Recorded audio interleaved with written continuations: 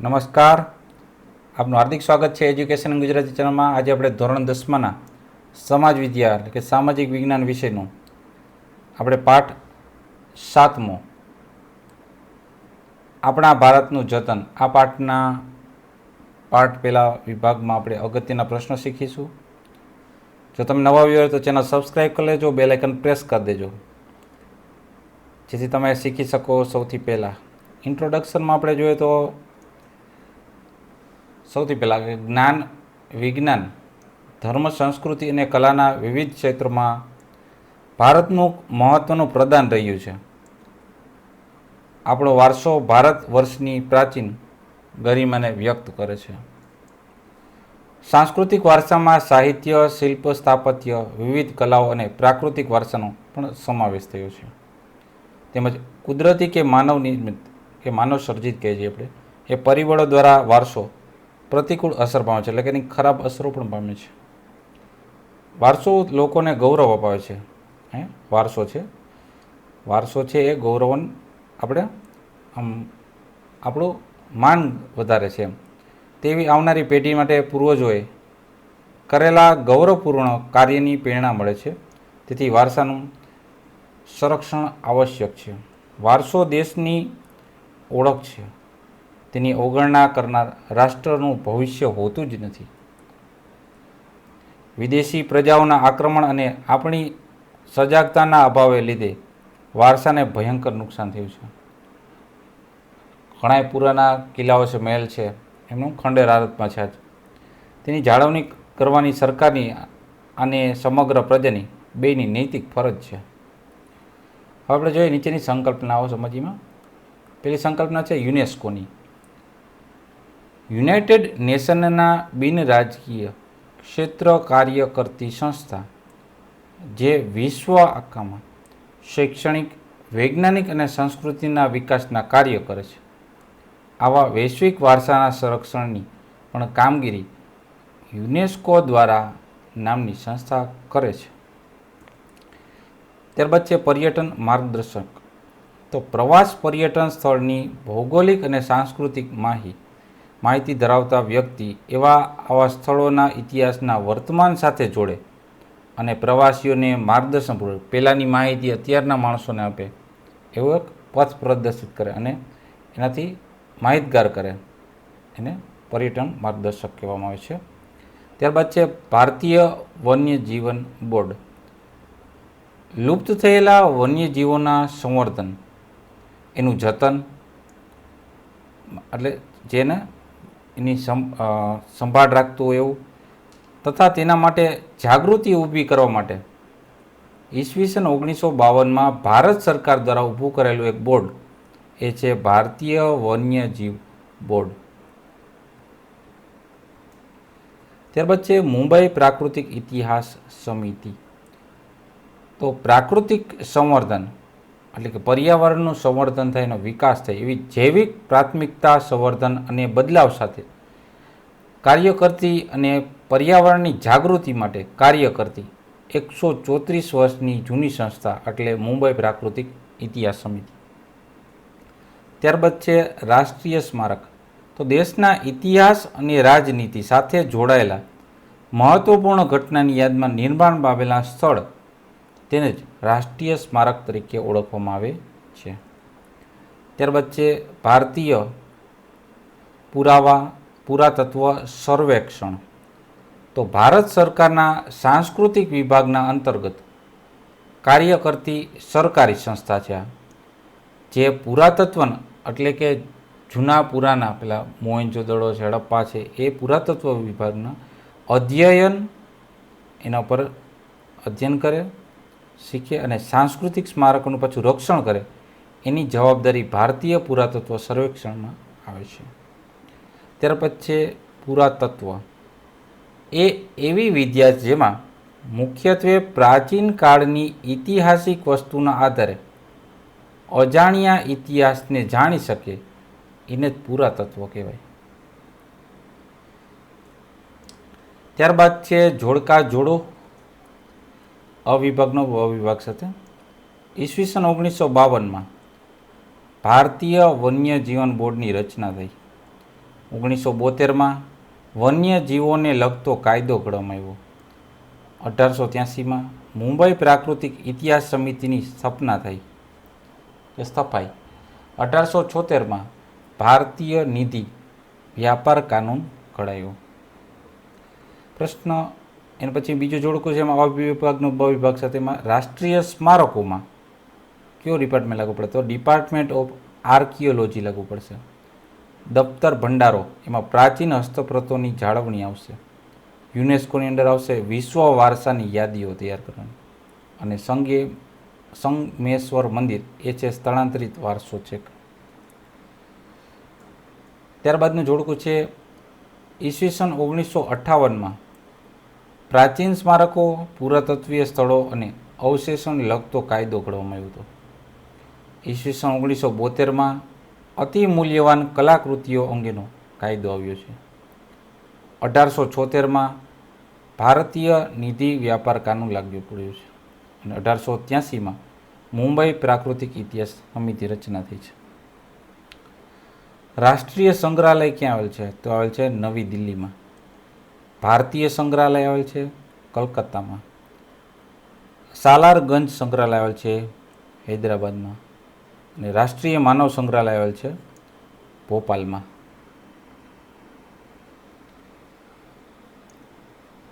ત્યારબાદનું જોડકું છે એમાં પેલું છે છત્રપતિ શિવાજી મહારાજ વાસ્તુ સંગ્રહાલય આવેલ છે મુંબઈ ખાતે. લાલભાઈ દલપતભાઈ સંગ્રહાલય આવેલ છે અમદાવાદમાં. શ્રી મહાવીર જૈન આરાધના કેન્દ્ર આવેલ છે ગાંધીનગરમાં. અને શ્રી હેમચંદ્રાચાર્ય ગ્રંથાલય આવેલ છે પાટણમાં.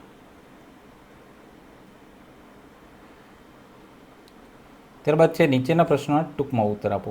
પહેલો પ્રશ્ન, આપણા વારસાના જતન અંતે સંરક્ષણ માટે આપણે સૌએ કટિબદ્ધ બનવાની કેમ જરૂર છે? આપણા વારસાનું જતન આપણે ધ્યાન રાખવું જોઈએ. એ સ્વરક્ષણ એટલે આપણે જ રક્ષણ કરવા માટે કટિબદ્ધ બનવાની કેમ જરૂર પડી? તો વિશ્વમાં ભારત એક અનુકૂળ સ્થાન ધરાવે છે, જેમાં જ્ઞાન, વિજ્ઞાન, ધર્મ, સાંસ્કૃતિક અને કલાના વિવિધ ક્ષેત્રોમાં ભારતનું મહત્ત્વનું પ્રદાન છે. ભારત એક સમૃદ્ધ અને બેનમૂન વારસો ધરાવે છે. ભારતનો વારસો ભારત વર્ષની પ્રાચીન ગરિમાને વ્યક્ત કરે છે. તેથી આપણા વારસાના જતન અને સંરક્ષણ માટે આપણે સૌએ કટિબદ્ધ બનવાની જરૂર છે. બીજો પ્રશ્ન છે, વારસાને કઈ રીતે નુકસાન થયું છે? કઈ રીતના નુકસાન થયું? તો ભારતના વૈવિધ્યપૂર્ણ વારસામાં સાહિત્ય, શિલ્પ, સ્થાપત્ય, વિવિધ કલાઓ અને પ્રાકૃતિક વારસાનો સમાવેશ થાય છે. વારસો કુદરતી કે માનવ સર્જિત પરિબળો દ્વારા અસર પામી રહ્યો છે. કુદરતી રીતના આફતોથી કે પણ માણસોના કંઈ પણ રીતના એની રીતે એના પર અસર પામી છે, પ્રતિકૂળ ખરાબ અસર. જોઈએ તો કુદરતી પરિબળમાં પૂર, દુષ્કાળ, વાવાઝોડું, ધરતીકંપ જેવી કુદરતી આપત્તિઓ વારસાને નુકસાન પહોંચાડી રહી છે. જ્યારે આપણા વારસાનું જતન પ્રત્યે જોવા મળતી બેદરકારી, સજાગતાનો અભાવ અને વિદેશી આક્રમણોથી વારંવાર વારસાને જે ભયંકર નુકસાન થયું છે એ દેખાય છે, સ્પષ્ટ છે. પ્રશ્ન ત્રીજો છે, આપણા વારસાના જતન અને સંરક્ષણની આવશ્યકતાઓ જણાવો. કે આપણો વારસો છે એનું જતન કરવું જોઈએ અને સંરક્ષણ એ શું કામે જરૂરી છે? તો ભારતનો વારસો વૈવિધ્યપૂર્ણ છે, વિભિન્ન છે. વારસો દેશના લોકોને ગૌરવ અપાવે છે. દેશની પ્રજા પોતાના ઓળખ વાર્તા સાથે જોડી અને આદર આપે છે. લુપ્ત થયેલી કલાઓ, સ્થાપત્ય વગેરેનું સંરક્ષણ કરવાની આપણી પેઢીઓને પૂર્વજોએ કરેલા ગૌરવપૂર્ણ કાર્યોની આપણે પ્રેરણા મળે છે. વારસો કુદરતી કે માનવ સર્જિત પરિબળો દ્વારા પ્રતિકૂળ એટલે કે ખરાબ અસરો પામી રહ્યો છે.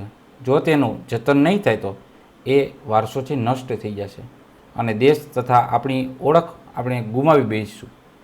આથી આપણે વારસાના જતન અને સંરક્ષણની આવશ્યકતા જરૂરી છે.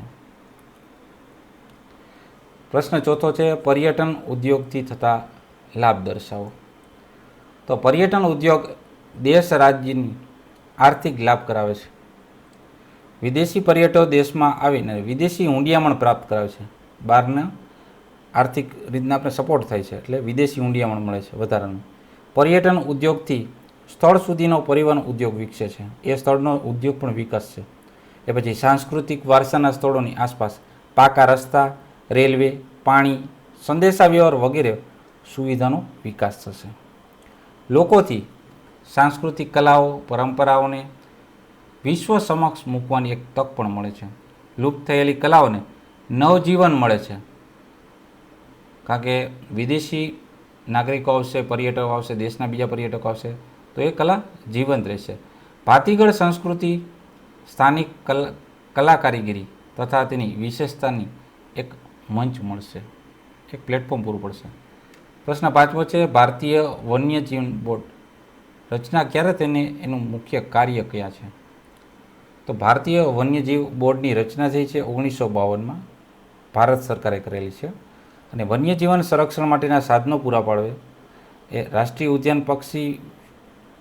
ઉદ્યાન પછી પક્ષી વિહાર, પક્ષી ઘરોનું નિર્માણ કરવા, એને સલાહ સૂચનો આપવા, વન્યજીવોના સંરક્ષણ પ્રત્યે જાગૃતિ ફેલાવવાનું આ એનું મેઇન કાર્ય છે.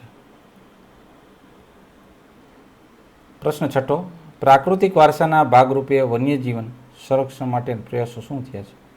તો પ્રાકૃતિક વારસાના ભાગરૂપે વન્યજીવોના સંરક્ષણ માટે નીચે મુજબના પ્રયાસો થયા છે. ઈસવીસન 1952માં ભારત સરકારે ભારતીય વન્યજીવો માટે એક બોર્ડની અલગ રચના જ કરી. ત્યારબાદ 1972માં વન્યજીવોને લગતો કાયદો પણ અમલમાં મૂક્યો છે. ત્યારબાદ નવા અભયારણ્યો અને રાષ્ટ્રીય ઉદ્યાનોની પણ સ્થાપના કરવામાં આવી છે. તો આ વન્યજીવોના સંરક્ષણ માટેના પ્રયાસો થયા. ત્યારબાદ છે પ્રશ્ન 7મો, મુંબઈ પ્રાકૃતિક ઇતિહાસ સમિતિની રચના ક્યારે થઈ અને તે શું કાર્ય કરે છે? તો મુંબઈ પ્રાકૃતિક ઇતિહાસ સમિતિ પ્રાકૃતિક વારસાનું જતન કરનારી સૌથી જૂની સંસ્થા છે, જેની સ્થાપના 1883માં થઈ હતી. પ્રકૃતિ અને જીવ સંવર્ધન તથા તેમાં આવતા બદલાવ માટે પર્યાવરણની જાગૃતિ ફેલાવવાનું કાર્ય મુંબઈ પ્રાકૃતિક ઇતિહાસ સમિતિ કરે છે, જાગૃતિ લેવાનું. પ્રશ્ન 8મો છે, પુરાતત્વીય વારસાને સુરક્ષિત રાખવા કયો કાયદો પસાર કરવામાં આવ્યો, એનું શું પરિણામ મળ્યું છે? તો પુરાતત્વીય વારસાને સુરક્ષિત રાખવા માટે ભારતીય સંસદે ઈસવીસન 1958માં પ્રાચીન સ્મારકો, પુરાતત્વીય સ્થળો અને અવશેષોને લગતા કાયદો પસાર કર્યો હતો. જે પુરાતત્વ ખાતાના આ કાયદા મુજબ કોઈ પણ ખાનગી વ્યક્તિ, સંસ્થા કે એજન્સી ભારતની પૂર્વ મંજૂરી વગર કોઈ પણ સ્થળે ખોદકામ કરી શકતી નથી, મંજૂરી વિના ખોદકામ ન કરી શકે. આમ છુપી રીતે થતા ખોદકામ અટક્યા છે અને વારસાના સ્થળો આજ દિન સુધી સચવાયેલ આ રીતના રહ્યા છે. પ્રશ્ન 9મો છે, પુરાતત્વ ખાતાના શું કાર્ય છે? તો ભારતના સાંસ્કૃતિક વારસાના સંરક્ષણની જવાબદારી એ પુરાતત્વ ખાતું સંભાળે છે. પુરાતત્વ ખાતું સાંસ્કૃતિક વારસાના સંરક્ષણ માટેનો કાયદો ઘડવા સરકારને સૂચન કરે છે કે આ રીતનો કાયદો બનાવો. કેન્દ્ર સરકાર દ્વારા જાહેર કરવામાં આવેલા રાષ્ટ્રીય સ્મારકને જાળવણીની જવાબદારી એ પુરાતત્વ ખાતાની છે. પુરાતત્વ ખાતું નષ્ટ થયેલા કે નષ્ટ થવાની તૈયારીમાં હોય એવા સ્મારકો, સ્થળોનું ચોક્કસ પદ્ધતિએ સમારકામ કરાવે છે, સરખું કરાવે છે અને રાષ્ટ્રીય સ્મારકો અને સ્થળોની બાહ્ય રીતે થતા નુકસાનને અટકાવી તેના માટે જવાબદાર વ્યક્તિ, સમૂહ કે સંસ્થાઓ સામે પગલાં પણ ભરે છે. આ પુરાતત્વ ખાતાના કાર્યો થયા. પ્રશ્ન 10મો છે, ઐતિહાસિક સ્મારકોનું સમારકામ કરતી વખતે ધ્યાનમાં રાખવા જેવી બાબતો જણાવો.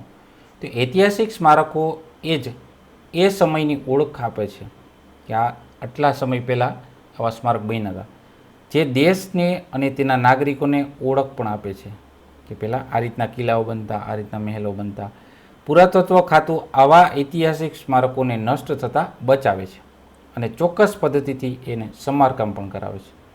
ઐતિહાસિક સ્મારકોનું સમારકામ કરતી વખતે તેનું મૂળ સ્વરૂપ, આકાર, કદ કે અસલિયત વગેરે જળવાઈ રહે એનું ધ્યાન રાખવામાં આવે છે. જો એને રિપેર કરવામાં આવે તો એનું મૂળ સ્વરૂપ બદલાય નહીં, એવું ને એવું જ રહે, આકાર એવો જ રહે, કદ એવો જ રહે, એ ધ્યાન રાખવામાં આવે છે. અજંતાની ગુફાઓના ચિત્રો અનેક વર્ષોથી જળવાયેલા પડ્યા છે. જો તેને પુનઃ રંગ કરવામાં આવે તો તેનું એ અસલિયત પણ ગુમાવી દે છે, જેથી એને ઓરિજિનલ સ્થિતિમાં જ રાખવામાં આવે છે. પ્રશ્ન 11. ભારતીય પુરાતત્વ સર્વેક્ષણ શું કાર્ય સંભાળે છે? તો ભારતીય પુરાતત્વ સર્વેક્ષણ નામનું સરકારી ખાતું પોતાની દેખરેખ હેઠળ અંદાજે 5,000 કરતાં વધુ સ્મારકો અને સ્થળોની જાળવણીનું કાર્ય કરે છે. જો નષ્ટ થયેલા કે નષ્ટ થવાની તૈયારીમાં હોય એવા સ્મારકો સ્થળોનું ચોક્કસ પદ્ધતિએ સમારકામ કરાવી તેનું જતન કરાવે છે. આંધ્રપ્રદેશમાં કૃષ્ણા નદી પર પાપનાસમ મંદિર સમુદ્ર પાણીમાં ડૂબી જાય તેમ હતા ત્યારે આ મંદિરને મહેબૂબનગર જિલ્લાના આલમપુર ખાતે સ્થળાંતર કરી બચાવી લેવાયા હતા. આગ્રાના તાજમહેલને મથુરાની રિફાઇનરી વાયુ પ્રદૂષણને લીધે શ્વેત એટલે કે સફેદ સંગેમરમર એટલે કે આરસપાણ ઝાંખો પડી રહ્યો હતો ત્યારે પુરાતત્વ ખાતાએ આ ઉદ્યોગને બંધ કરાવી તેની નિયમિત સફાઈ કરવા માટે ચમક જળવાઈ રહે એ માટે પગલાં ભર્યા. પ્રશ્ન 12મો છે, પ્રાચીન સ્મારકો, પુરાતત્વીય સ્થળો અને અવશેષોને લગતો કાયદો શું છે? તો ભારતના પુરાતત્વીય વારસાને સુરક્ષિત રાખવા માટે ભારતીય સંસદે ઈસવીસન 1958માં પ્રાચીન સ્મારકો, પુરાતત્વીય સ્થળો અને અવશેષોને લગતો કાયદો પસાર કર્યો છે. આ કાયદો બ્રિટિશ વાઇસરોય લોર્ડ કર્ઝનના સમયમાં 1904માં પસાર કરેલા કાયદાનું એક વિસ્તૃત સ્વરૂપ વધારાનું સ્વરૂપ છે. આ કાયદા અનુસાર પ્રાચીન કલાકૃતિઓ, ધાર્મિક સ્થાનકો, ઐતિહાસિક સ્મારકો, પુરાતત્વીય સ્થળો અને અવશેષો વગેરેની જાળવણી કરવામાં સૂચવાયું છે. આ કાયદા અનુસાર કોઈપણ વ્યક્તિ, સંસ્થા કે એજન્સી ભારત સરકારની પૂર્વ મંજૂરી વગર કોઈપણ સ્થળે ખોદકામ કરી શકતી નથી. અગત્યનો કાયદો છે. આમ છુપી રીતે થતા ખોદકામ અટક્યા છે અને વારસાના સ્થળોને આજ દિન સુધી સચવાઈ રાખ્યા છે. પ્રશ્ન 13 છે, ભારતીય નિધિ વ્યાપાર કાનૂન શું છે? તો સાંસ્કૃતિક વારસાના જતન અને સંરક્ષણના ભાગરૂપે ભારતીય નિધિ વ્યાપાર કાનૂનની રચના ઈસવીસન 1876માં થઈ હતી. આ કાયદા અનુસાર કોઈપણ નાગરિકને ઘર, કૂવો, ખેતર, તળાવ વગેરે ખોદકામ દરમિયાન મળી આવે કંઈ વસ્તુ તો એ પુરાતત્વ ખાતાની વસ્તુ હોય તો એ પુરાતત્વ ખાતાને જાણ કરવાની રહેશે. એની માલિકી દર્શાવી નહીં શકે, પુરાતત્વ ખાતાને જાણ કરવી જશે. આવી ચીજવસ્તુઓને સંરક્ષણ જે તે સ્થળે પછી સંગ્રહાલયમાં કરવામાં આવશે. એ કોઈની માલિકી ના કહેવાય, પુરાતત્વ ખાતાને સંગ્રહિત કરી સંગ્રહાલયમાં મૂકશે. આ રીતે ઉત્ખનન દરમિયાન એટલે કે ખોદકામ દરમિયાન લોથલ, ધોળાવીરા વગેરેમાંથી મળેલા અવશેષો તથા સ્થળો હાલ પુરાતત્વ ખાતાના રક્ષણ હેઠળ મુકાયા છે અને સર્વેના દસ્તાવેજોના સંગ્રહાલયો બનાવે છે. જે દસ્તાવેજ મળે તેનો સંગ્રહાલય બનાવે છે. પ્રશ્ન 14 છે, ગુજરાતમાં આવેલ પ્રસિદ્ધ સંગ્રહાલય ક્યાં ક્યાં છે? તો ગુજરાતના મુખ્ય સંગ્રહાલયો નીચે મુજબ છે. લાલભાઈ દલપતભાઈ સંગ્રહાલય, શ્રી મહાદેવ જૈન આરાધ્ય કેન્દ્ર, કોબા ગાંધીનગરમાં, શ્રી હેમચંદ્રાચાર્ય ગ્રંથાલય પાટણ, વડોદરા મ્યુઝિયમ અને પિક્ચર ગેલેરી વડોદરા ખાતે. પ્રશ્ન 15 છે, આપણા વારસાની લોકો કઈ રીતે નુકસાન પહોંચે? આપણે જે વારસો છે એને લોકો કઈ રીતના નુકસાન પહોંચાડે? તો આપણા વારસાના સ્થળો કેટલાક જમીન માર્ગોથી દૂર આંતરિયાળ ભાગોમાં કે ઊંચાઈ અથવા તો દુર્ગમ સ્થળે આવેલા છે. તો કેટલાક ગીચ માનવ વસ્તી અને નદી દરિયાકાંઠે આવેલો છે. આપણા વારસાના જતન પ્રત્યે જોવા મળતી બેદરકારીને કારણે વારસાને નુકસાન પહોંચાડે. વારસાના સ્થળોએ અવશેષોની તોડફોડ, એક સ્થાનેથી અન્ય સ્થાને સ્થળાંતર કરવા, એને ચોરી લેવા વગેરે રીતે નુકસાન થાય છે. ઉપરાંત વારસાના સ્થાનો પર કચરો ફેંકવો, પાન કે ગુટખા ખાઈને એના પર થૂંકવાનું, બિનજરૂરી લખાણ કે ચિત્ર દોરવા, સાફ સફાઈમાં બેદરકારી રાખવી, પ્રદૂષણ ફેલાવવા વગેરે સ્વરૂપે લોકો આવા કિંમતી વારસાને નુકસાન પહોંચાડે છે. પ્રશ્ન 16, વર્ષા ઋતુના સમયગાળા દરમિયાન કયા સ્વરૂપના વારસાને વિશેષ સંભાળ રાખવી પડે છે? તો વર્ષા ઋતુના સમયગાળા દરમિયાન પ્રાકૃતિક વારસાના સ્થળો ઉપર સાંસ્કૃતિક વારસાના સ્થળોની વિશેષ એટલે મહત્ત્વની સંભાળ રાખવાની રહે છે. પ્રાચીન સમયમાં વાવ, ઝરણા, તળાવો, સરોવર વગેરે વર્ષા ઋતુના સમયમાં વધુ અસર પામે છે અને ત્યાં ગંદકી પણ ફેલાય છે. આવા સ્થળોથી વર્ષા ઋતુનો સમય સ્વચ્છતા જળવાઈ રહે એ જરૂરી છે. ધોળકાનો મલાવ તળાવ, ચાંપાનેરનો કૂવો, પાટણની રાણીની વાવ, મહેમદાવાદનો ભમરિયો કૂવો, જૂનાગઢનો નવગણ કૂવો વગેરે પ્રાચીન સ્મારકોની જેમ સચવાય એનું સૌ ધ્યાન રાખવું જરૂરી છે. એ દરેક નાગરિકની ફરજ છે. પ્રશ્ન 17 છે, સ્વામી વિવેકાનંદ વિશ્વ ધર્મ પરિષદમાં ધર્મ વિશે શું કહ્યું હતું? તો એ કહ્યું હતું કે ભારત ધાર્મિક સહિષ્ણુતાનો પ્રસાર વિશ્વમાં કર્યો છે. સ્વામી વિવેકાનંદે શિકાગોમાં મળેલ વિશ્વ ધર્મ પરિષદમાં ધર્મ વિશે કહ્યું હતું કે મને કહેતા ગર્વ થાય છે કે જે ધર્મનો હું પ્રતિનિધિ છું તે ધર્મ જગતને સહિષ્ણુતા અને વિશ્વ બંધુત્વનો પાઠ શીખવ્યા છે. તો આ આપણે ધોરણ 10માના સામાજિક વિજ્ઞાન વિષયનું ચેપ્ટર 7માનો પાર્ટ 1 અગત્યના પ્રશ્ન જવાબ. જોતા રહો એજ્યુકેશન ગુજરાત ચેનલ, શીખતા રહો. થેન્ક યુ, આભાર.